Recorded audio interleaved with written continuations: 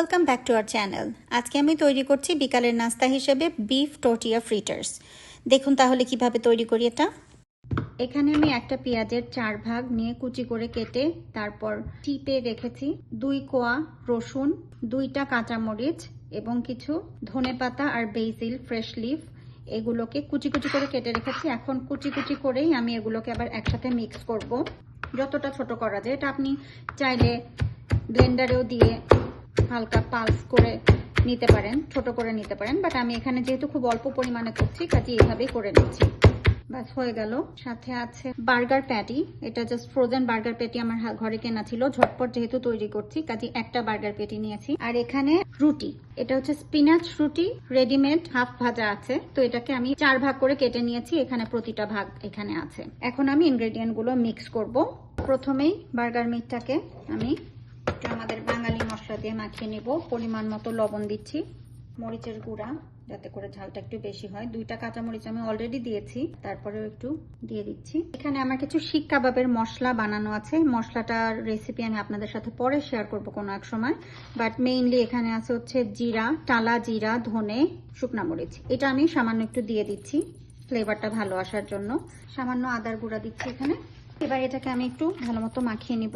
প্রথমে আগে মশলাগুলো মাখাবো, তারপর আমি অনিয়ন, গার্লিক, কাঁচামরিচ, ধনেপাতা এগুলো পরে মিশাবো এর সাথে। এখানে মনে রাখতে হবে যে সমস্ত কাটা মশলাগুলো আছে এখানে, এগুলোকে যতটা সম্ভব পানিতে না ভিজিয়ে এবং যতটা সম্ভব পানি নিংড়িয়ে, আমি পেঁয়াজটাতেই তো বেশি পানি আসে কাজে পেঁয়াজটা আমি চিপে পানিটা বের করে নিয়েছিলাম, তারপরে আবার এর মধ্যে দিয়ে একসাথে মিক্স করার জন্য কেটে নিলাম।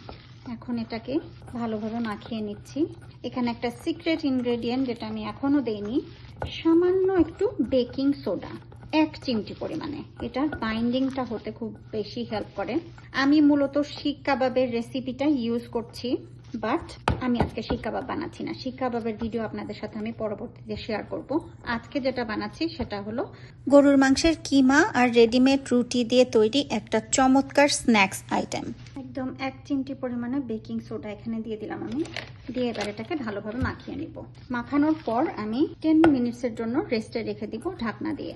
মাংসটা 10 মিনিট ম্যারিনেট করার পর আমরা ফিরে আসলাম। এই যে দেখেন ম্যারিনেশন খুব ভালোভাবে হয়ে গেছে। আর এই যে এখানে আমার রুটির পিসগুলো আছে। আর আমি নিয়েছি সামান্য একটু শ্রেডেড চিজ। আর আমার ঘরে বানানো একটা ভেজিটেবল ছিল, জাস্ট ভেজিটেবল খাওয়ার জন্য ভেজিটেবল ইউজ করা, বাট এখানে মোটেও নেসেসারি কিছু না, বাট আমি ইউজ করছি। আপনারা না চাইলে না ইউজ করবেন।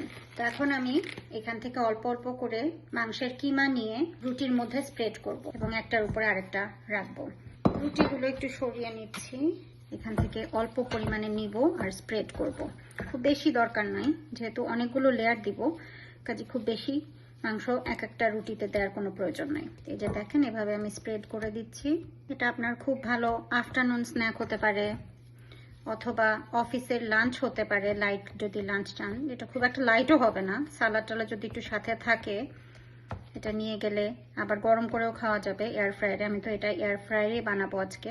তো এই তো হয়ে গেল, একটা রুটি দিয়ে দিলাম যতটা সরানো যায়। আপনি যে কোনো ভেজিটেবল দিতে পারেন, না চাইলে না দিতে পারেন, এটা খুবই অপশনাল একটা ব্যাপার। বাট সামান্য একটু চিজ এটার উপরে দিতেই হবে। এটা মূলত বাইন্ড করতে হেল্প করবে। চিজটা যখন মেল্ট হবে তখন ওই উপরে যে আরেকটা রুটি দিব সেটা এটার সাথে বেঁধে রাখতে বা চিজের মাধ্যমে আঠালো হয়ে লেগে থাকবে। এটা এখন উপরে আরেকটা দিয়ে দিচ্ছি।